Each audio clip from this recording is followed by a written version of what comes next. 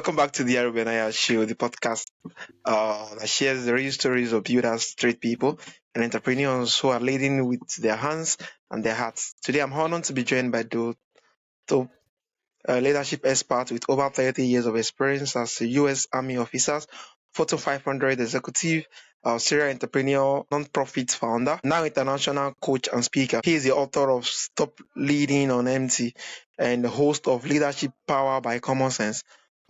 Dope help leaders overcome burnout, build strong team, bridge the gap across generation. Dope, it's a privilege to have you on the show. Thank you, Aro. Pleasure to be here. Looking forward to our discussion. What was your childhood like, and what values shape your outlook of leadership?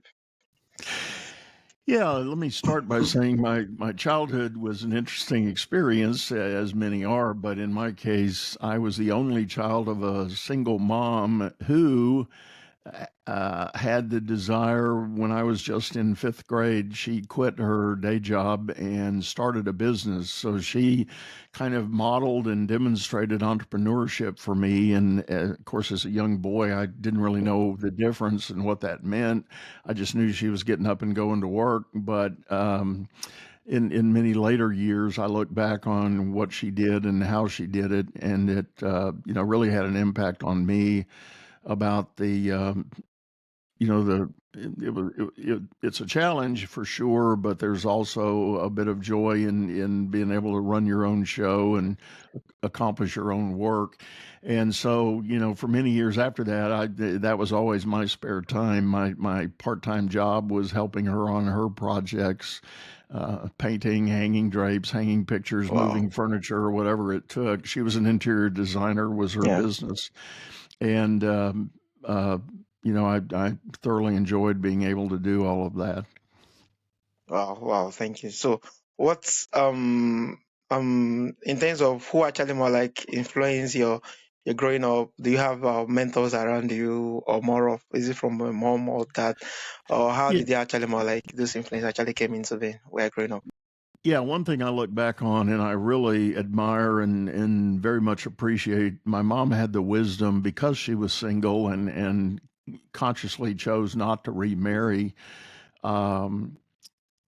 She surrounded me with mentors, and at any given time, I would have two or three men in my life that were taking me under their wings, teaching me things, showing me things, giving me eyes and ears to listen and hear what I was asking in the way of questions about the world and life and the future. And I've got dozens that I accumulated over those years, Wow. individuals that I think about and reflect on. And for each one of them, there was usually always something special that they shared with me. And I look back on it and I say, a lot of people would struggle with saying, I didn't have my dad. Oh, and Yeah. by the way, the reason she was single, my father had actually passed away when I was Oh, just 2 years old. So,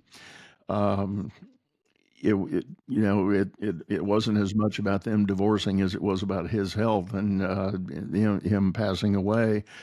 But a lot of kids in that situation would be angry and hostile about it. But yeah. I look back and I had multiple influencers in my life, and it taught me the opportunity and value of mentoring. And I took that with me when I went on into school. I was not afraid to walk up to somebody and say, "Hey, Woo. I've observed you. I've watched you do something, and I admire that skill and that ability. Would you mind spending some time with me and help me Wow. learn how you do that?" And I've never been turned down. I've Wow. had people say, "I would love to do it, but I can't do it right now. Let's figure out a time." But I've never had anybody say no. So it's and I share that with my coaching clients today. I ask them about whether they have mentors in their lives, and for those who don't, I encourage them to start and don't be afraid to go ask, because you might be pleasantly surprised. Wow, amazing. That's really lovely insight to the fact that sometimes it's just all about asking. Ask. The only rejection you can get is to hear no. And the fact that you make reference of your lot of growth as if you come from the fact that you ask, and most times you get the amazing result, and that will actually help you alongside your growth. And yeah, that was really amazing. Thanks for sharing that. So how was your journey into the military, to the army, and what was this lesson you actually learned for the period you were in the army? How does it shape in your sense of responsibility and how you actually view work today? Yeah, the thing I think about when I look back on my military day, number one, preparing to be commissioned as an officer was my first real deep dive into the practices and principles of leadership, because that leadership development, leadership training was certainly going to be a big part of what they expected me to be able to do as an officer. And when I got on active duty, one of the big things I realized is the military is not afraid to give you a big job right away. And for me, the way I describe it, I was given we call it a property book. It was assets that I was made responsible for, and at the time it was about $10 million worth of assets. In today's money, that'd be probably Oh, 70 or 75 million. But I was oh, 23 years old and just fresh out of college, and nobody on the base was worried about giving me that responsibility. That's just the way things were. And when I think about that, compare that to the corporate world. Often, a young person going into a corporate job straight out of school, it's going to be a while before you get that kind of responsibility. And I don't know whether that's fear or just function, but the corporate world generally doesn't work with that level of authority being delegated to a young person. And the thing I learned about it is when you've got that kind of responsibility, you inevitably discover a strength within that you didn't know you had. yeah. You've kind of been rocking along at whatever level of performance you've become accustomed to, but when that kind of responsibility is placed on you, and in your mind you immediately say, "This is way bigger than I've ever seen before."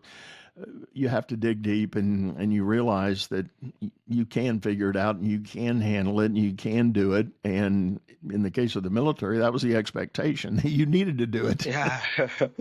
Yeah, thank you so much for that. I think that's very, very profound because I know delegating these activities over time that is in your early 20s heighten your sense of responsibility, and also it boosts your confidence, being that you just more like think about it that if they could trust me with over 75 million worth of things to actually handle in my 20s, which simply means I'm more than what I think I am. Which is a whole lot bigger perspective to handle any other things around in terms of responsibility and in terms of actually more like delivering to the most utmost capacity you could actually deliver, other than when you're not being trusted with such kind of a thing. Yeah, thanks for actually more like sharing that. How different was the leadership you learned from the military compared to what you later saw in the corporate world? Well, when I left the military, I chose to join a large regional bank, and I had been a business major in college, so banking sounded like a good move. What I did not know was going to happen, I kind of jokingly said I had decided after many years in the military that I wanted out and I wanted to get into a less regulated environment. And lo and behold, little did I know, banking is a heavily regulated environment, and the structure and discipline was almost equal to the kinds of things I knew and learned from the military. But a lot of my senior leaders at the bank were also military, so they had carried over some of the same principles and disciplines. So, in many respects, it was not a lot different. We certainly had a different mission and a different purpose for what we were doing. And on most days at the bank, nobody was going to die. I mean, I don't mean to say that facetiously, Yeah. but uh, we had a little bit different sense of priority and risk there. But For the most part, it wasn't a lot different. Now, the interesting thing I'll add is that at the particular bank I joined, little did I know that this particular bank was actually a giant among banks in terms of profitability and performance. And Wow.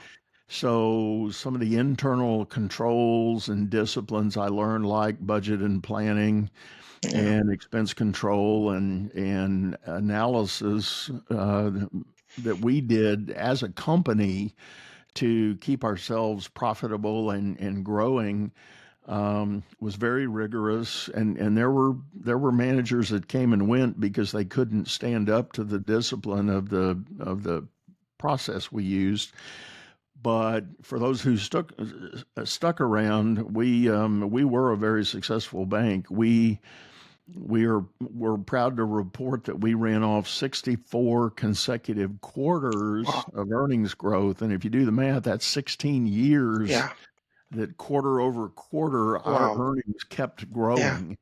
And 16 years, there were a lot of ups and downs in the market. There were real estate crashes and oil busts, and we had boom years in there as well. But the markets were a roller coaster, but we were on this steady kind of hockey stick growth curve that people were very proud of. And after we got through about the first 6 or 7 of those quarters, we kind of looked at each other and we said, hey, we might be onto something here. Let's see how long we can do this. Uh, so, Wow. um, but I, for many years, assumed that that's the way all banks worked, and it was only much later after I left that organization that I went into consulting, and I was doing work with banks, and I realized, no, that's not how all banks work. They're Wow. quite a bit different, in fact.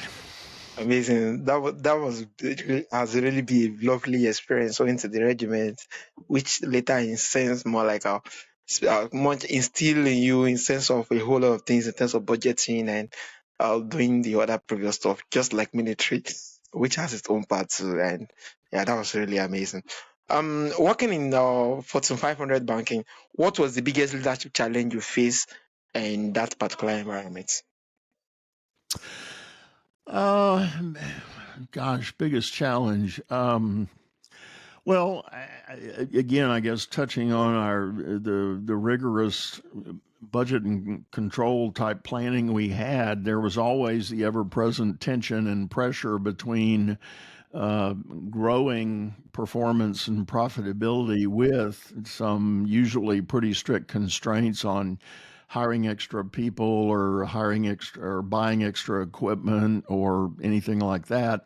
So it was a very delicate balancing act to, not to say you never could get approval for new people, but if you knew you needed extra hands on deck to take on a new big account or take on a new piece of work, it was a challenge internally to get it approved, and there was a lot of some people would call it political navigating and movement that had to happen. So you learn to be a good negotiator. You learn to give and take. Sometimes you got to lose a battle to win the war, and you have to be willing to do that.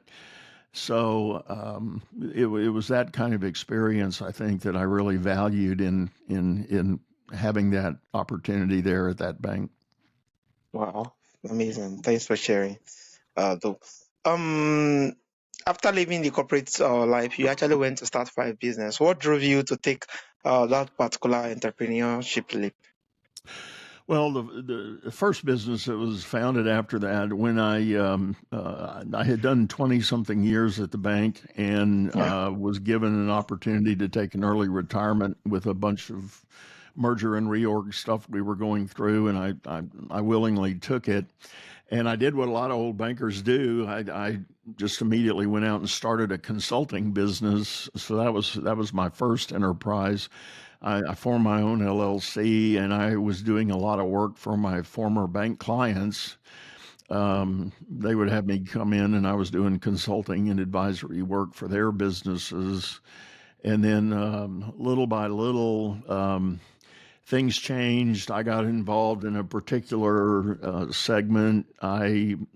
At the bank, I had done a lot of work in real estate and mortgage finance, and there was a growing groundswell in the mortgage world about the processing of loans and all of the things involved in the secondary market transactions, selling loans after they were originated.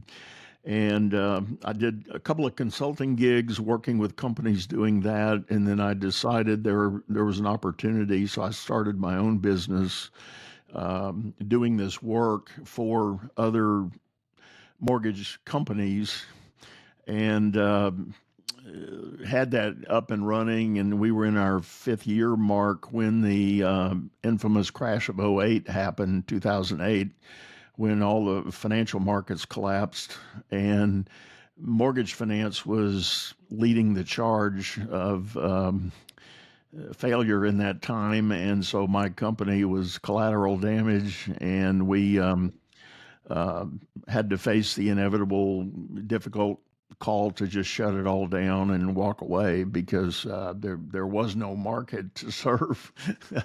It had literally gone away overnight.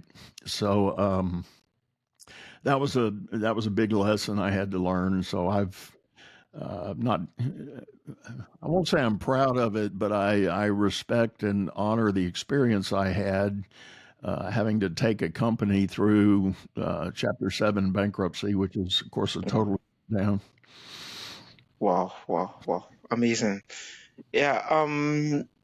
What was one of the hardest setback you faced in entrepreneurship, and how did you actually push through during your course of your journey with your various business?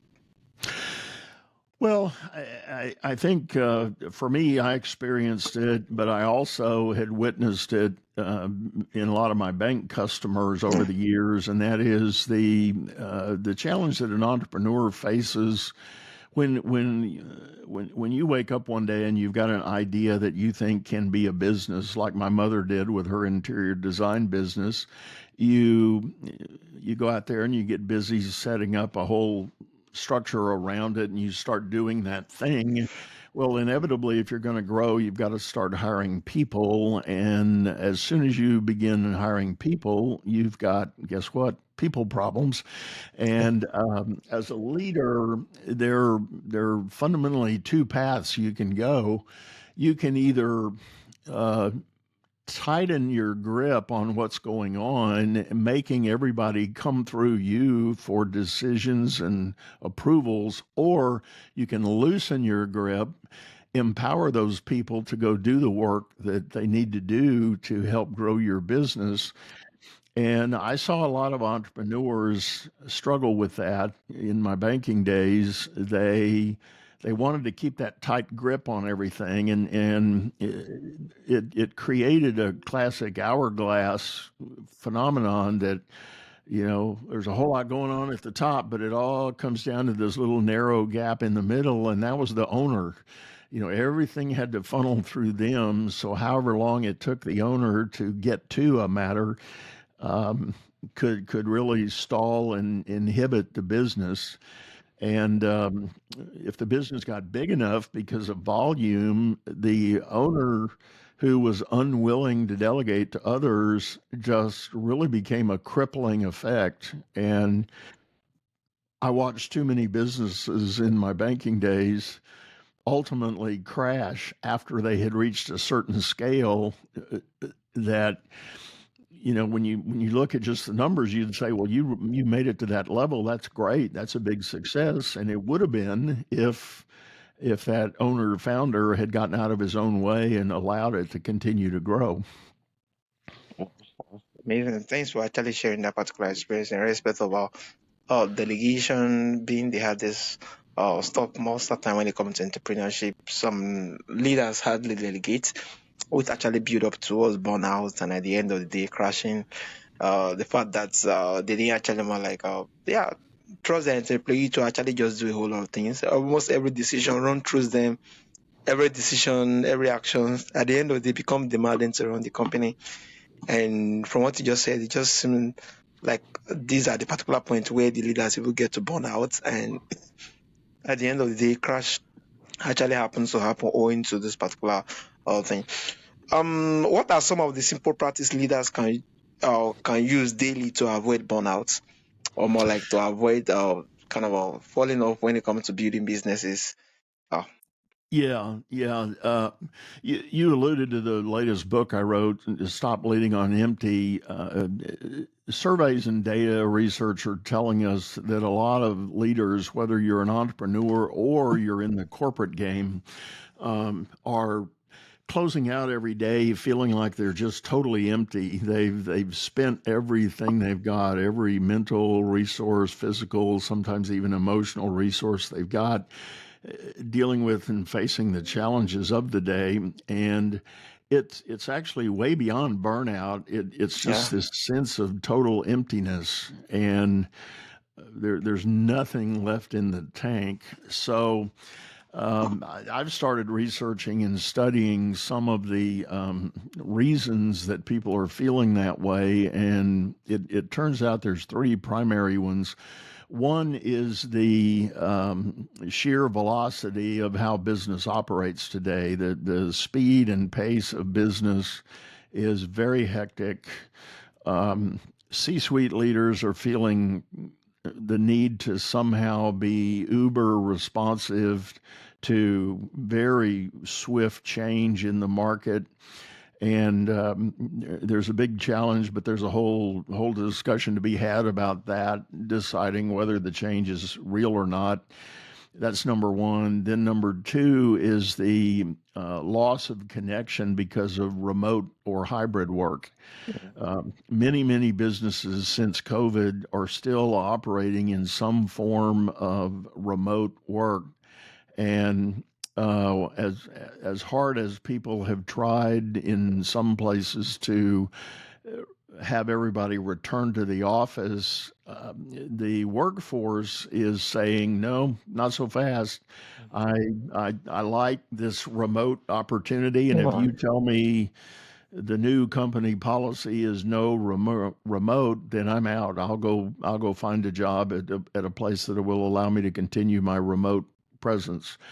That is a burden to managers and leaders trying to navigate and deal with the connectedness of their teams, and many are flat out failing at doing that, to be quite honest. Excuse me.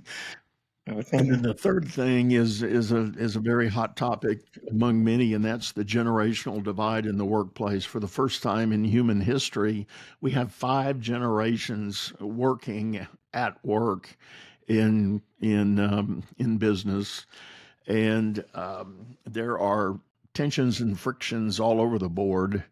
And it's actually our Gen X folks that are having the most trouble right now. They are still contending, if they've moved into management and leadership positions, they're still contending with boomers chronologically on top of them Yeah, and creating challenges.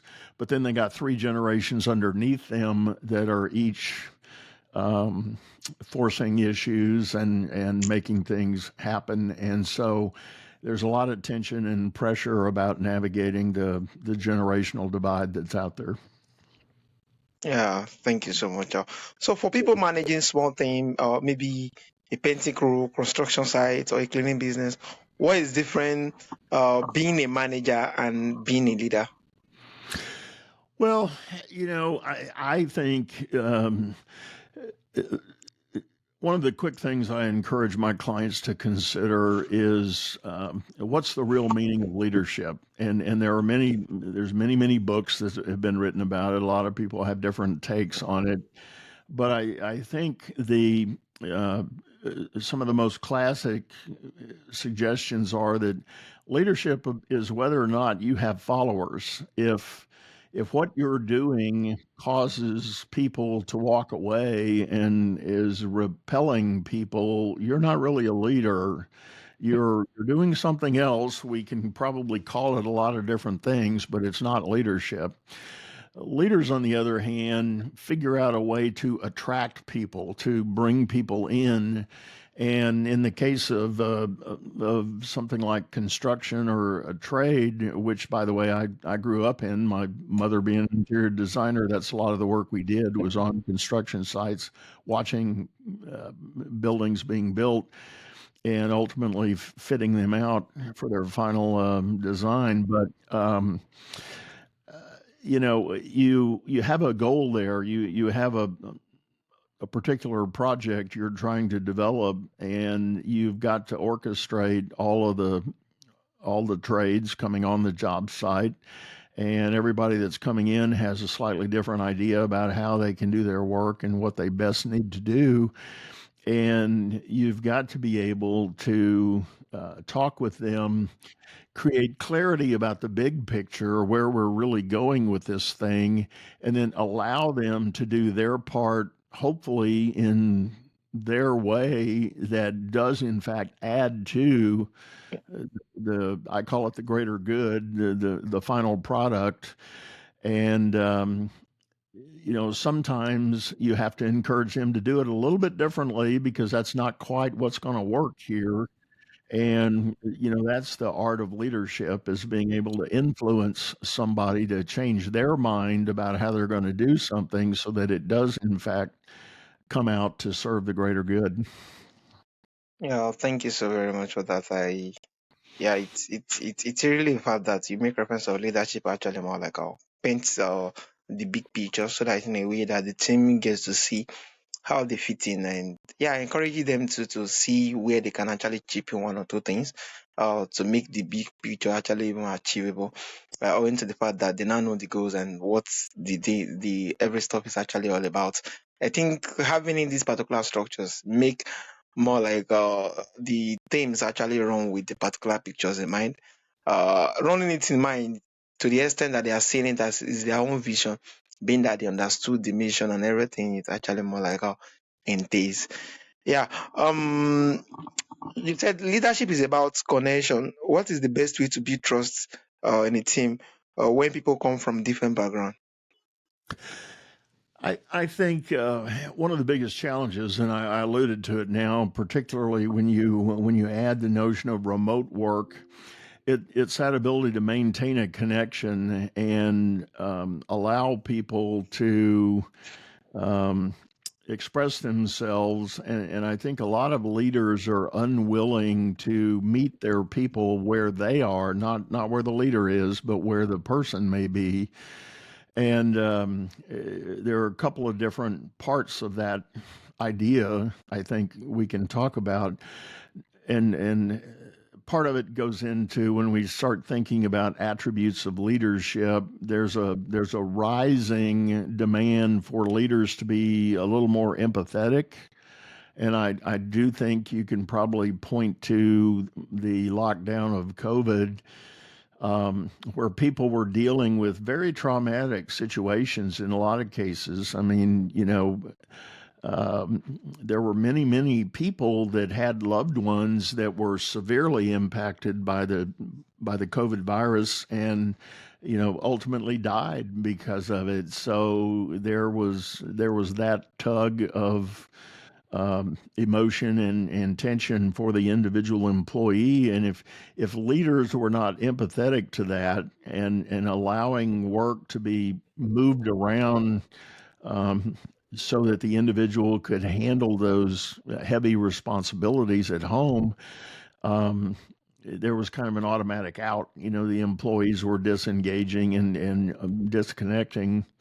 And I think a lot of leaders were confronted with that need for a higher level of empathy through that, because the old command and control guys came into COVID with an idea like, I don't care what you're dealing with, I got a deadline Yeah. here.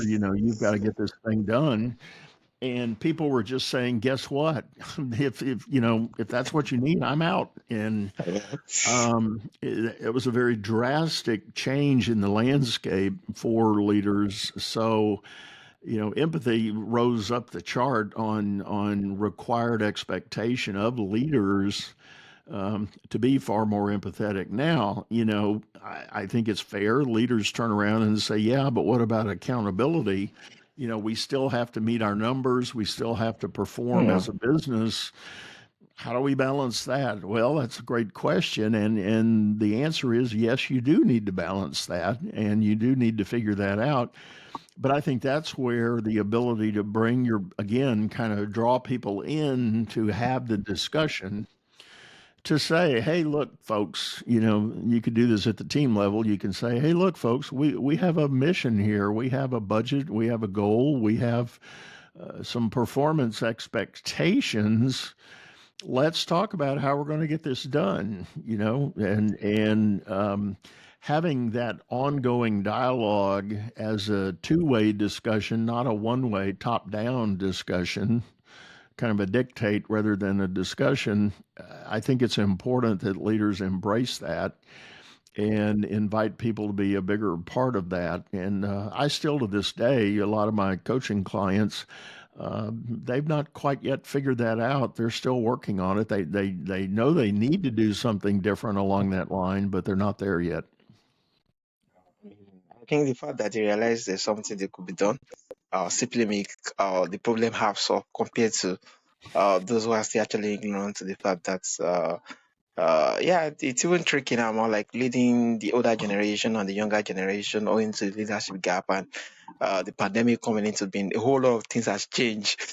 The fact that you make reference of the empathy, the employees demanding that, and two, how do we actually mention expectation from the employees and the team? And it's really lovely. So in your book, Stop Leading and on Empty, you talk about system for sustainable leadership. Can you share one system that listener could actually apply today? Well, I think one of the principles that I talk about in there is there is a need for clarity. And what I mean by that is, I think you could argue that a leader's number one job is to be clear about the vision of the direction the team or the company is going. All too often, leaders, and I'll speak first in kind of the corporate setting. So you got a mid-tier manager, they're getting instructions from above. They're saying, here's our goals for the year, here's your budget, and here are the products we're going to use. And then they need to take that down to their team. And there's not always, leaders at that level are not always casting their own vision of how they can get there. And they hear it from the top, and then they kind of muddle through the directives to their team, and everybody walks away with a different idea about what they're Yeah, supposed to be doing, and there is no clarity.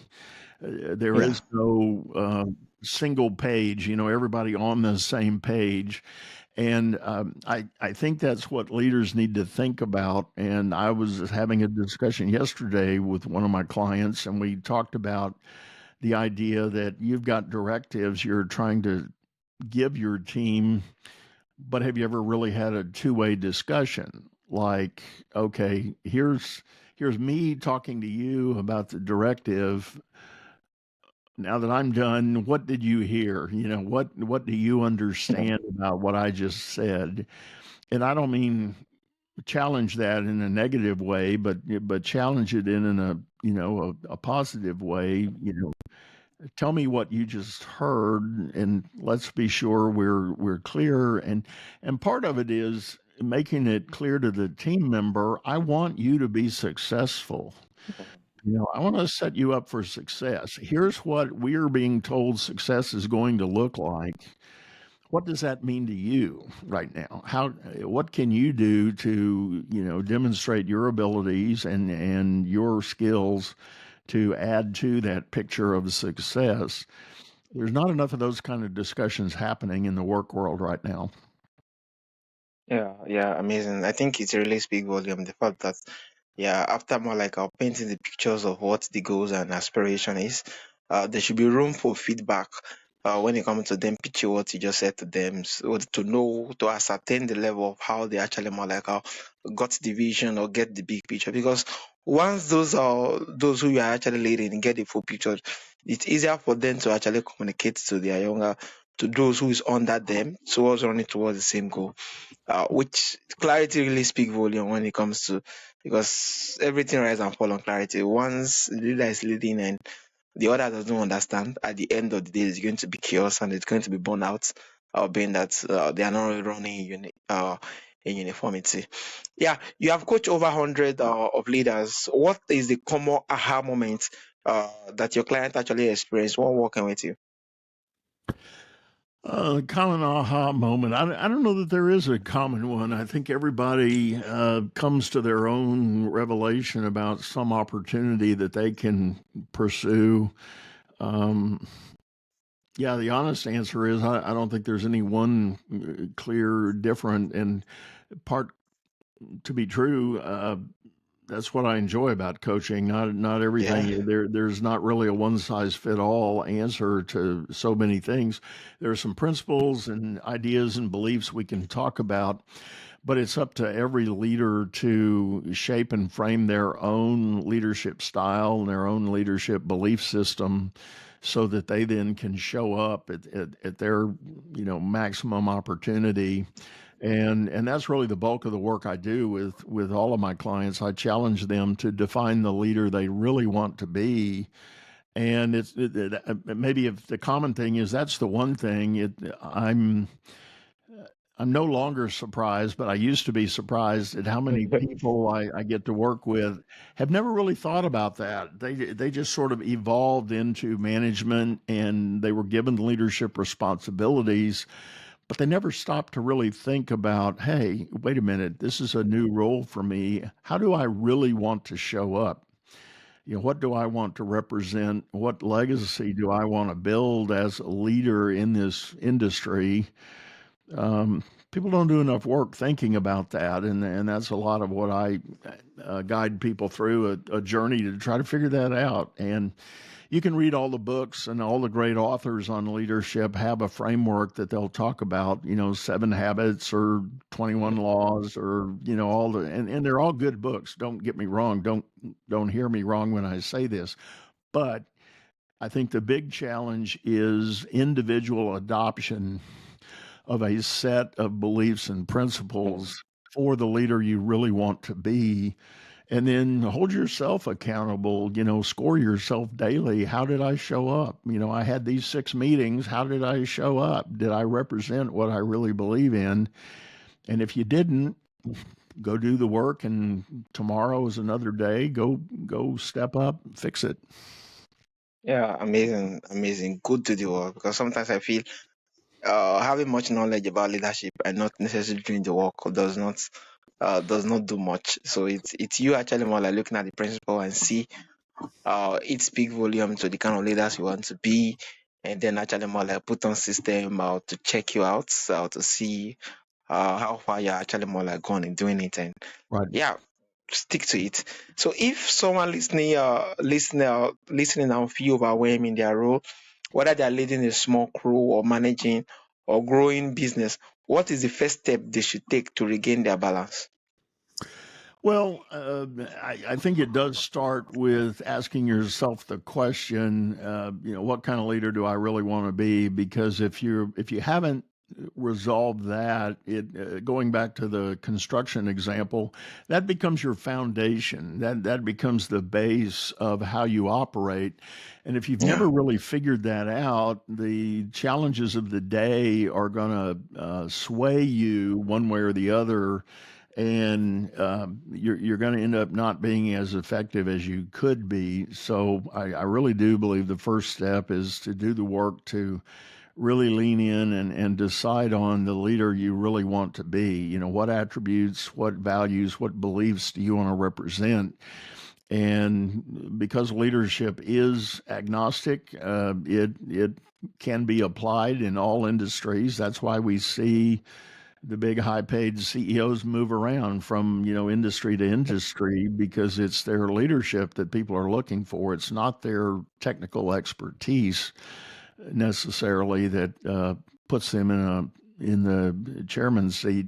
So that leadership skill set is transferable, but you gotta build that foundation. You got to know who you're going to be before you can begin that journey.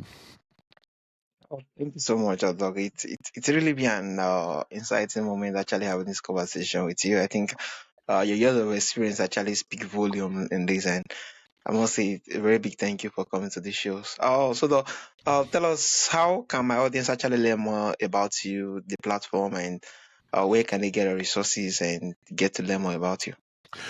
Best way to get a hold of me or learn about any of my additional resources or programs is to go to my website at dougthorpe.com. That's THORPE on the end, dougthorpe.com. There is a library there of resources. I've got blog articles. I've got a link to my podcast, the show Leadership Powered by Common Sense, as well as a link for a free discovery call. If you'd like to just get online and talk with me, we can explore your situation and take a look at what you might have on your mind that I could possibly help you with or guide you to others who might be a help. Oh, thank you so much. I think all the link you just make reference of is going to be available on the show notes for my audience who actually want to kind of tap into it to learn more from the thank you so much, Adop. Thank you for sharing your wisdom and decade of experience with us today. Your journey shows that leadership isn't just about title, it's about connection, resilience, and building people up. For those listening, I encourage you to check out Doug books. Stop Leading on MT and connect with him for free discovery call at dogthorpe.com. This is the Aro Benaiah Show. Until next time, keep building, keep leading, and keep going. Thank you so much. It's lovely having you on the show too. My pleasure.